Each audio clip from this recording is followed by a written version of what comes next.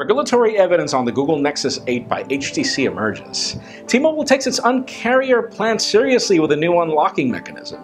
And Microsoft feels that capacitive displays should be better and plans to prove it. I'm Jaime Rivera, and if you can still understand what this video is saying, that means you have not started to party yet. Shame on you, it's Friday. This is Pocketnow Daily.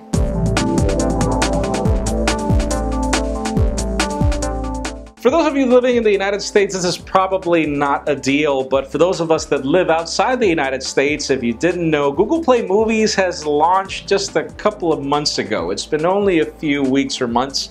So for us, this is something new and the company wants to show it off. So what Google is doing is offering deals in 17 countries where you can buy movies for less than 10 bucks.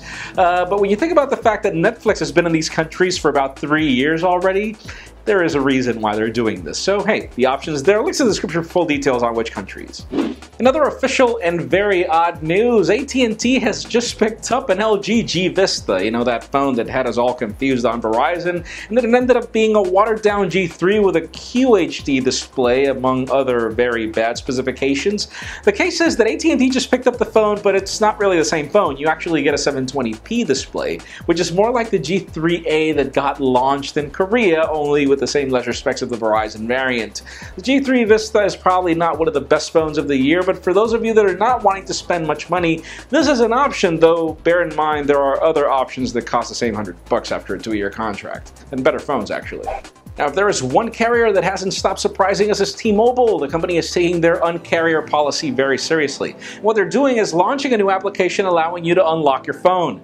You don't need to call customer service. You don't need to do anything. All you need to do is to be eligible. Links in the description for full details on how to be eligible. But there are two types of unlocks, temporary and permanent, and obviously that will depend on where you are in your status. But, you know, temporary or permanent, whatever. It's a great way to do it, and I wish all carriers would do the same. Now, one of the most anticipated devices of the year is one that everybody says won't happen, but that continues to happen in rumors, the HTC Nexus 8.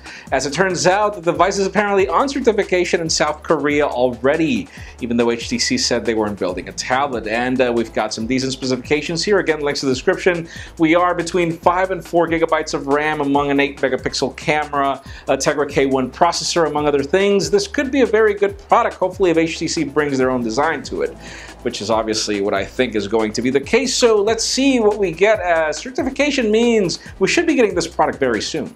And finally, for the very interesting news of the day, Microsoft research has just shown off the way they think capacitive displays should work. The problem after the iPhone launched is that physical buttons disappeared. And they had a purpose. Gaming, for example, is difficult on a regular display because you can't really feel the controls. And what Microsoft is thinking is to adding capacitive feedback to the glass in order for you to feel texture when you touch it. Something very interesting, but there's a full video with the whole explanation and the links in the description, and that leads me to the question of the day. Would you prefer to go back to hardware buttons, or would you consider that this technology that Microsoft is bringing is great? Because in my case, honestly, I do feel that I would love some hardware keys, like for gaming, for example, but that doesn't mean that my preference is the only one. Leave us a comment down below. What do you think? Like buttons, capacitive displays, or would you like this new technology? Friends, yes, you know the drill. If you want to get the news earlier before this video was filmed, make sure you follow us on Pocketnow.com and subscribe to our YouTube channel as well. You can also follow me on Twitter, Jaime_Rivera. Please give this video a thumbs up if you liked what you saw. I am Jaime Rivera. Thank you very much for watching. We will see you next week.